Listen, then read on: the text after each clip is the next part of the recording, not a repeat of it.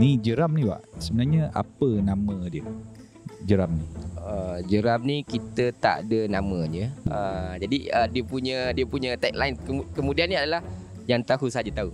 YTJT. YTJT. Dia tapak pusat semaian. Sebenarnya apa tujuan dia buat letak pusat tapak semaian tu? Bukan rumah makan Wak Lempeng menarik. Tapi sebenarnya pusat semaian tu ada sambungan dia. Kalau orang yang bertanya dia akan dapat jawapan. Dia ada sambungan dia lagi. Kalau orang fikir pandang jauh sikit dia akan nampak pusat semaian apa. Deep.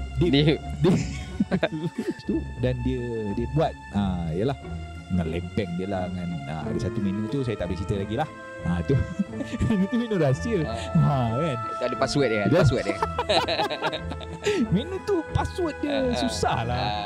Saya pun datang beberapa kali baru dapat. Apa hal ni? Makan. Dia sedap lah. Ada anak order pula. Lah kita dihargai. Tapi itu sebagai mencabar jugalah. Sebab kalau meja sebelah nampak ni. Ada. Dik, kami nak order yang macam abang sebelah tu. Lepas tu yang waiter, mana bang? Mana? Kita dah ambil makan dah. Ada. Assalamualaikum.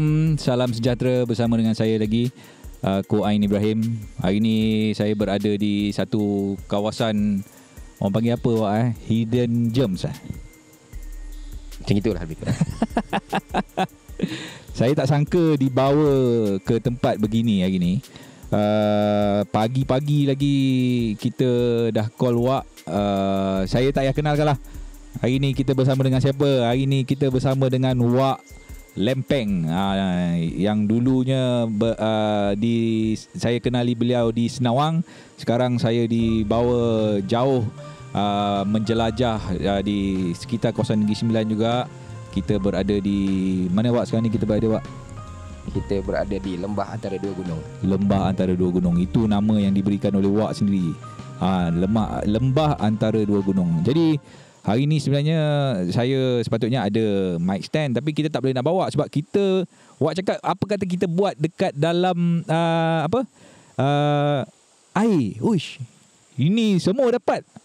Dia punya package ni ada package healing, ada package grounding, semua boleh dapat.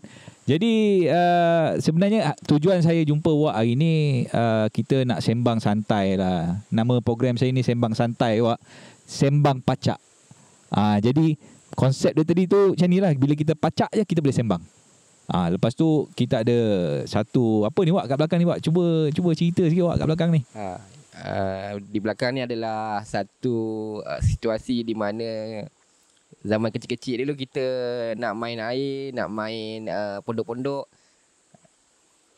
Senang cerita, zaman kecil-kecil dulu tak puas lah main. Tak puas, tak tercapai. Tak tercapai. Dia punya merealisasikan betul, tak real macam tu kan. Dulu kalau nak main dia kena kejar dengan rotan.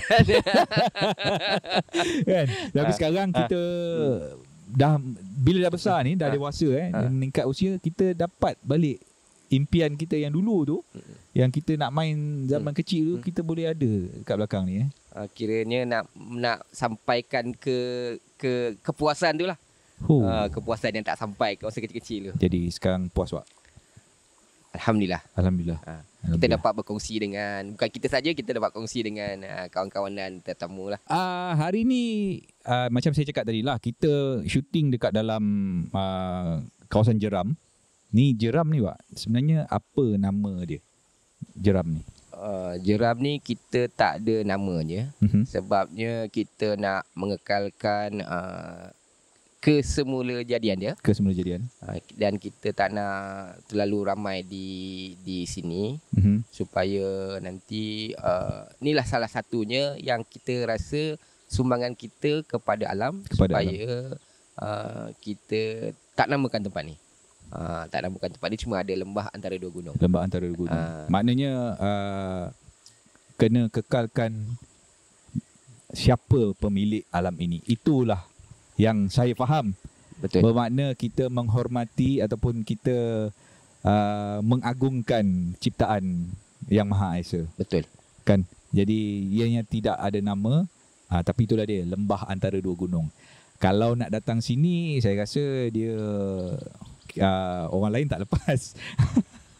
Orang lain tak lepas. Saya syukur Alhamdulillah saya dibawa ke sini. Tadi sebelum kita mula tadi, kita ada sarapan lontong darat dimasak oleh siapa tadi? Hari ni menu dia special oleh Chef Eton lah, chef kita. Chef Eton CE.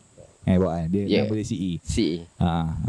Jadi lepas tu tadi kita ada jumpa dengan orang kampung juga, Pak apa nama dia tadi, Pak? Pak Utah. Banyak cerita menarik. Nampak tu, ada lagi rama-rama datang kat kita. Dia mengalu-alukan kedatangan kita. Okey, Pak. Hari ni saya santai saja. Topik kita lebih kepada alam, lebih kepada kehidupan. Sebab saya lihat Wak begitu kata cekal dan tabah menghadapi segala ujian yang diberikan. Tapi sebelum tu, pagi tadi saya ada baca dekat Instagram. Saya ni bukanlah orang Instagram, tapi saya selalu buka tau Instagram. Ini tak ada kena-mengena dengan Wak punya cerita, tapi dia penggunaan bahasa, iaitu ada salah sebuah stesen radio yang menggunakan Backpast Hot Hari Sukan Negara. Ejaan dia tu BEKPES. Wak rasa dia wajar tak menggunakan perkataan tu, sedangkan kita sedang memartabatkan bahasa Melayu? Di sini kita meraihkanlah sebenarnya. Meraihkan apa tu era kita, era lahir tahun 70-an 80-an ni. Bahasanya penggunaannya begitu. Okey. Jadi era milenium sekarang ni 2023 bahasanya begitu. Okey. Tapi sekiranya kalau kita membicarakan tentang jati diri, adalah lebih lunak atau lebih eloklah kalau kita ambil bahasa sebenar. Bahasa yang kita. Sebenar. Bahasa kita lah. Bahasa kita. Maknanya sarapan pagi. Sarapan pagi. Jika nak menggunakan bahasa Inggeris yang betul, gunalah breakfast. Betul. Bukan breakfast, bukannya backpast. Betul. Tapi apapun itu adalah, saya cuma nak nak komen sikit je. Bukan nak mencari kontroversi. Cuma nak tanya pendapat Wak kan, yang selalu menulis dalam bahasa Melayu. Ya, begitu. Okey, Wak. Tibanya Wak di kawasan lembah antara dua gunung ni, Wak. Apakah permulaannya apabila Wak berada di sini? Di manakah puncanya? Di lembah antara dua gunung ni adalah lokasi kami baru untuk Wak Limping. Jadi kawasan ni masih lagi di Seremban, di mungkin pantai, tapi lebih kepada suasana kampung lah. Jadi kami beroperasi di sini secara formalnya berpindah bulan 1. Bulan 1 2023. Okey. Tapi kita mulakan operasi Wak Lempeng secara walk-in tu bulan Mei 2023. Mei 2023. Maknanya antara bulan 1 hingga bulan 4 tu masih lagi membuat persediaan lah, ataupun lebih kepada masa tu kita buka juga apa tu makan, cumanya kita lebih kepada pre-order lah. Pre-order. Maknanya kita nak matchkan dengan konsep, dengan surrounding, nak sesuaikan keadaan tu. Sesuaikan macam keadaan. Yalah, sebelum bermula tu mungkin kita akan ada pre-season Betul. Kan? Jadi saya ni bukan pre-season lah ni. Ini dah episod ke-7. Alhamdulillah, tahniah. Terima kasih, Wak, kerana hari ni juga kita dapat jalankan episod yang ke-7 ni. Alhamdulillah. Di tempat yang saya tak tahu nak cakap apa dah. Allahu Akbar. Kan? Kita dapat segala-galanya kat sini. Okey, Wak. Wak Lempeng, konsep kalau saya tengok dia lebih kepada, kalau tengok kedai tu, orang yang baru-baru datang dia cakap, apa kedai ni? Dengan barang-barang lama dia, koleksi-koleksi barang lama dia. Tapi apabila masuk ke dalam kedai tu, kita dapat satu feeling tau, satu rasa yang inilah dia kehidupan kita yang dulu. Apabila kita masuk kepada tahun new era ni, dianya segala-galanya berubah. Kita dah tak boleh nampak radio-radio lama, kita dah tak boleh nampak basikal lama, kita dah tak boleh nampak kerusi budak yang lama, telefon yang lama, di mana teknologi sekarang ni dah, orang kata boleh katakan ketepikan semua ini. Jadi, Wak, apa konsep Wak Lempeng ni yang sebenarnya?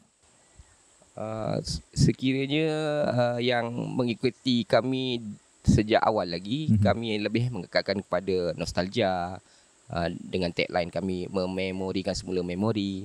Tapi bila kami sampai di pantai ni, di lembah antara dua gunung, branding baru ni, kita rasanya kita cuba sedaya upaya kami untuk meraihkan semua. Tapi tenaga kederat kami ni terhad. Jadi salah satu pendekatan kami buat sebegitu dengan keadaan tempat pun kalau dilihat dari luar macam indah kabar dari rupa, supaya kita nak meraihkan pelanggan yang betul-betul nak merasai atau lebih kepada menghargai.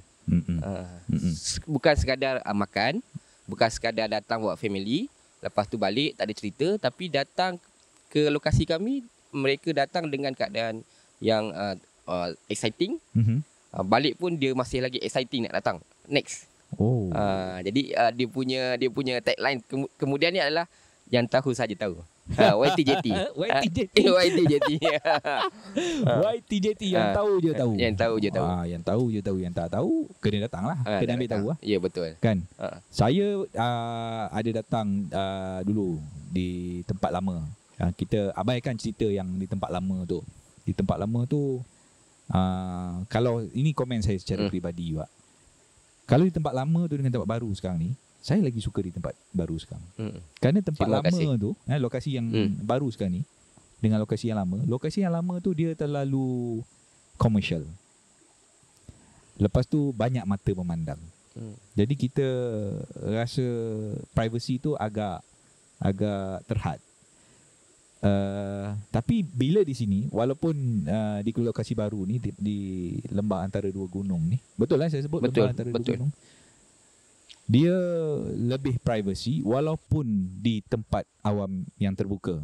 Tapi saya nampak orang lebih tenang makan, lebih santai, tak adalah terkejar-kejar. Siapa nak tunggu, siapa tak nak boleh pergi tempat lain dulu dan datang balik. Kalau berbanding dengan dulu, kita kena tunggu beratur panjang. Jadi orang nak pergi tempat lain pun tak boleh sebabnya kawasan tu. Jadi dekat sini orang mungkin boleh naik ke tempat ke atas sikit, jalan dulu, lepas tu patah balik ke tempat wak. Jadi saya nampak ada orang kata movement atau pergerakan tu yang positif daripada segi itulah. Jadi kalau wak macam mana? Apa Wak punya pandangan di lokasi yang lama dengan yang baru? Di lokasi yang lama tu mengikut pengalaman kami beroperasi lebih kurang dalam 2 tahun lebih sikit. Di situ tempatnya memang cantik. Dan kalau kita nak cari pelanggan tu tak susah lah. Tapi masalah bila ini pendapat peribadilah. Bila pelanggan yang datang tu kita tak tahu dari segi apa mereka datang, apa mereka cari. Adakah mereka nak cari makan, ataupun mereka nak nostalgia rumah lama, rumah kayu macam yang di lokasi lama tu, ataupun mereka nak try kenapa viral. Ya. Jadi bila di lokasi baru ni kita sengaja buat ada beberapa orang yang datang, kenapa tak ada signboard, kenapa tak ada papan tanda, kenapa tak ada tunjuk arah, kenapa macam rumah kongsi endon pun ada. Kita terima sebab tu sebagai memang kita memang nak alu-alukan pandangan sebegitu, supaya nanti kita tahu apa sebenarnya persekitaran kita dinilai oleh orang luar. Jadi sebagai pendiri branding dan pengendali lokasi, kita sebenarnya kita di situ kita tak panggil pun tempat makan. Di situ kita tulis selamat datang lembah antara dua gunung, pusat semayan.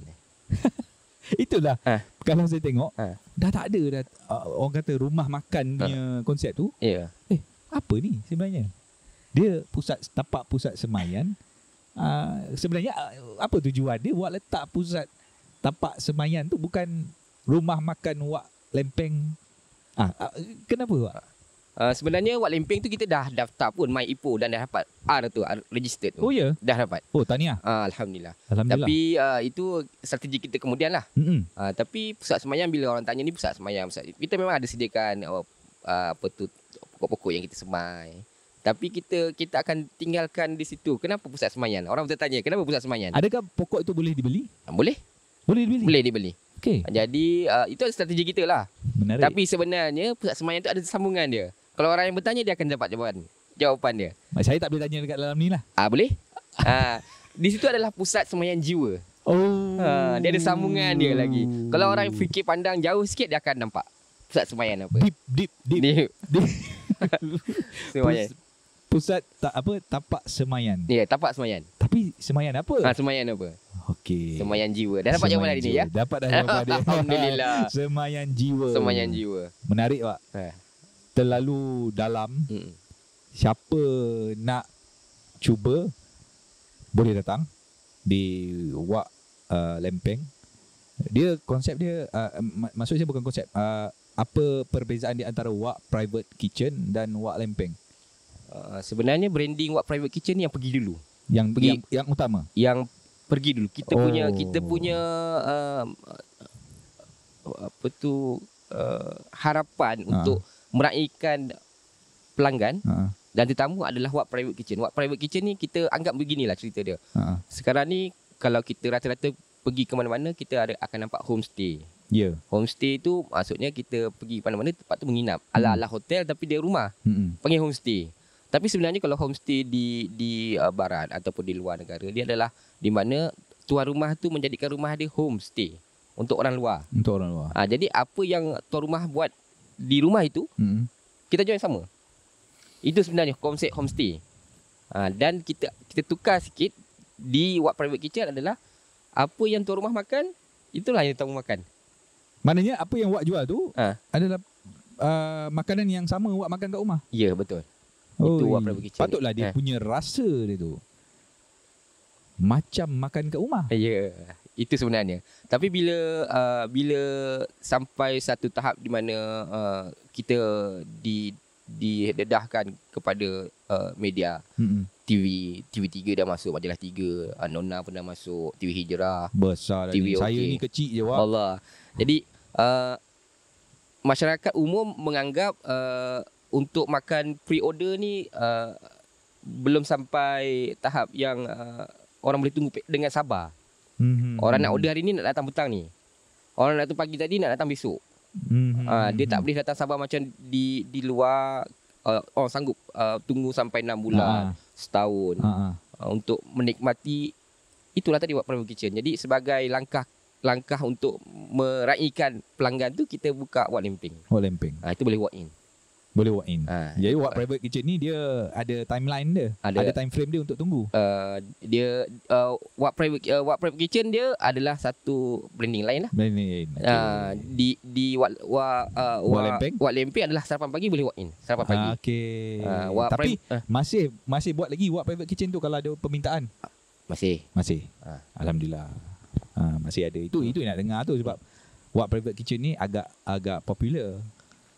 Dia agak famous lagi daripada bukanlah nak kata Wak Lempeng tu tak, tapi permulaan saya mengenali Wak adalah melalui Wak Private Kitchen. Alhamdulillah, terima kasih. Saya ingat lagi kita photoshoot masa tu majalah Rugby.my. Ya. Kan Wak punya kejaya dulu siapa. Yang tu tak apa, kita cerita nanti. Yang kedua, tengok baju dia ni, baju ni bukan baju chef ni. Baju chef ke Wak? Ini kalau ikutkan adalah kalau di Jepun dulu adalah baju chef untuk sushi dengan sashimi. Okey, maknanya baju chef lah. Saya tengok macam baju pahlawan. Dia lebih kepada itulah Jepun punya ni. Dipanggil kalau sana panggil wafuku. Wafuku ni kalau macam kita di sini adalah seperti baju Melayu untuk lelaki, baju kebaya untuk okey, faham. Okey, perkongsian yang menarik. Cuma Wak, saya tertarik dengan konsep Wak tu yang dengan klasik dia panggil retro nostalgia tu. Kadang-kadang dia mengimbau kenangan-kenangan kita waktu kecil dululah, mana yang lahir tahun 70, 80 ni, dia banyak kenangan dekat situ kan. Saya tadi masa sampai dekat Wak Lempeng tadi tu, saya nampak ada satu rumah tu macam pondok kat belakang ni. Dia dah banyak barang-barang lama kat situ. Daripada mana datangnya barang tu, Wak? Sebenarnya Wak Private Kitchen, kita mengimbas sikit ke belakang boleh ya? Okey, boleh. Kami bermula dengan hobi dulu. Okey. Hobi. Kita minat kepada barang lama. Sebabnya kenapa kita minat barang lama? Sebab dulu kita masa kecil-kecil kita nampak barang tu. Tapi kita tak mampu nak memilikinya. Sebab masa tu memang kita tak ada duit. Senang ceritalah kan. Bila dah besar, benda tu dah boleh kita beli. Sebabnya benda tu, barang-barang retro, antik ni kebanyakannya tak ramai yang nak jaga. Nak jaga tu tak ramai. Kami lebih cenderung kepada perabot sebenarnya. Perabot lama. Jadi bila kita dah setting perabot lama untuk jual, kita nak longgok gitu, kita setting lah macam prop hiasan lah kan. Jadi datang idea buka meja makan. Gitu. Buka meja makan. Jadi di situ kita brandingkan sebagai Anjung Karat Cafe. Anjung Karat tu adalah branding untuk perabot lama antik, barang-barang itu untuk barang-barang home decor lah. Home decor. Okey. Lepas tu kita Anjung Karat Cafe, itu pun sama lebih kurang dengan Wak Private Kitchen. Masa tu tak ada lagi Wak Private Kitchen punya branding lah. Semua yang Wak lakukan ni, adakah ianya dalam perancangan ataupun Wak just go with the flow? Macam air yang mengalir sekarang ni kat belakang kita ni, kat bawah kita ni, Wak hanya menurut kata hati, atau inilah kehidupan yang Wak perlu lalui, atau memang sudah dirancang oleh Wak sendiri? Sebab tu tadi di pertengahan kita punya bual bicara, kita lebih fokus pada Wak Private Kitchen. Sebabnya bila kita membangunkan Anjung Karat Cafe tadi tu, datang peminat-peminat yang dah biasa duduk di luar negara, dan dia dah biasa dengan situasi makan kena booking. Dan bila dia tengok kita buat, dia nampak benda ni ada boleh pergi jauh, tapi ada benda-benda yang diorang nak tambah nilai. Wak buat macam ni, buat macam ni. Contoh satu situasi yang ini, pelanggan ni dia dah pergi merata dunia. Okey, faham. Dia kata contohlah Kuan Ain hari ni adalah sahabat baik Wak dari sekolah rendah. Sampailah sekarang ni, tapi hari ni Kuan Ain nak booking makan dekat Anjung Karat Cafe. Jadi kalau ikatan biasa, kita adalah kawan. Tapi bila pelanggan waktu kongsi kepada kami, kawan di luar. Tapi bila dia orang datang ke Anjung Karat Cafe, mereka datang nak makan. Mereka adalah pelanggan. So sebagai kita pengendali bisnes, kenalah gentleman.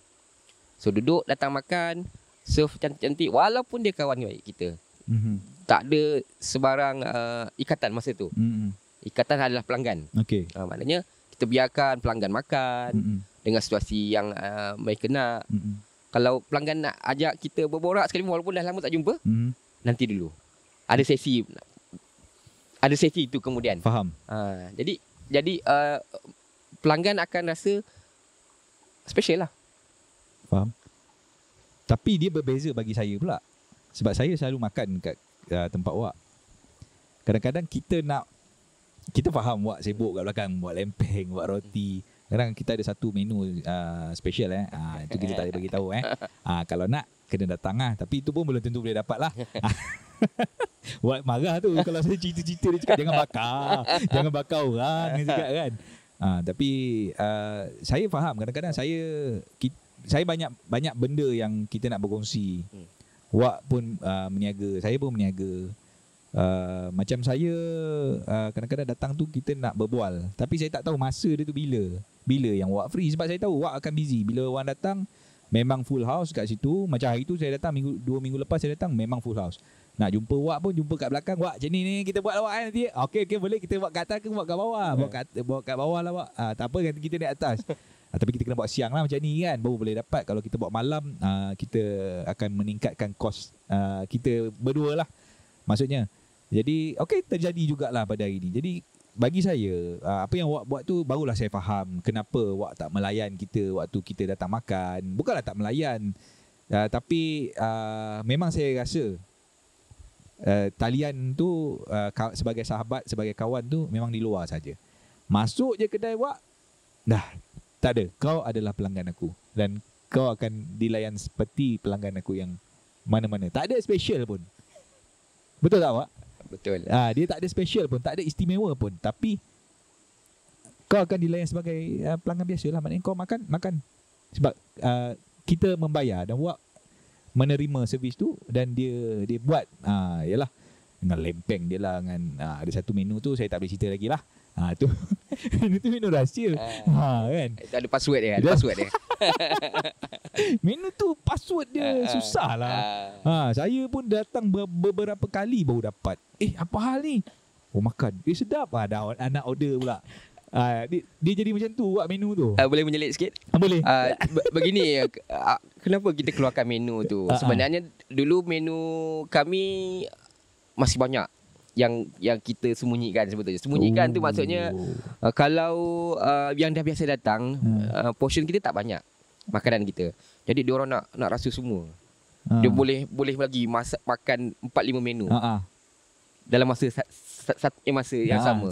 Jadi kalau kita biarkan tetamu makan semua, kita bagi peluang lah dekat orang lain. Jadi sekarang ni kita dah kurangkan 30% menu kita.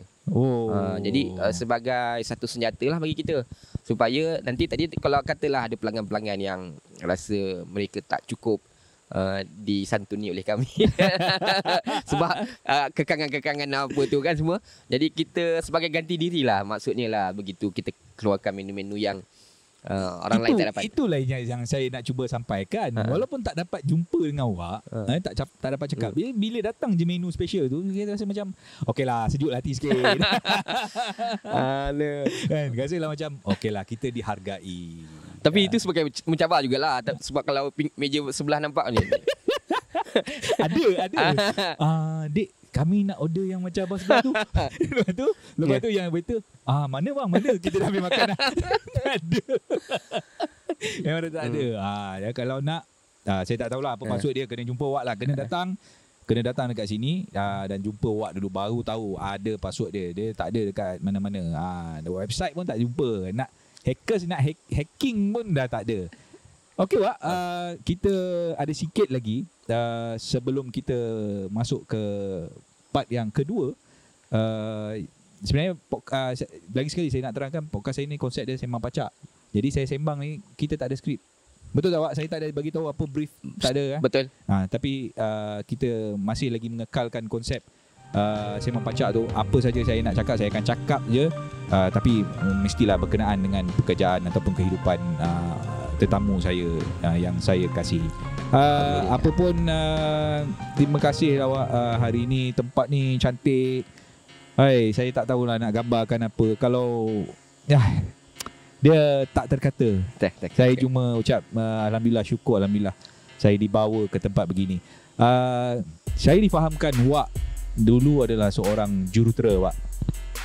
Suatu ketika dahulu. Saya berbangga dapat berkenalan dengan seorang jurutera yang very humble, down to earth, orang yang low profile. Sebab saya kenal 2-3 orang jurutera. Tapi tak apa Wak, kita simpan cerita tu. Nanti kita sambung selepas ini Wak. Kita jumpa selepas ini. Boleh. Alright, kita jumpa selepas ini.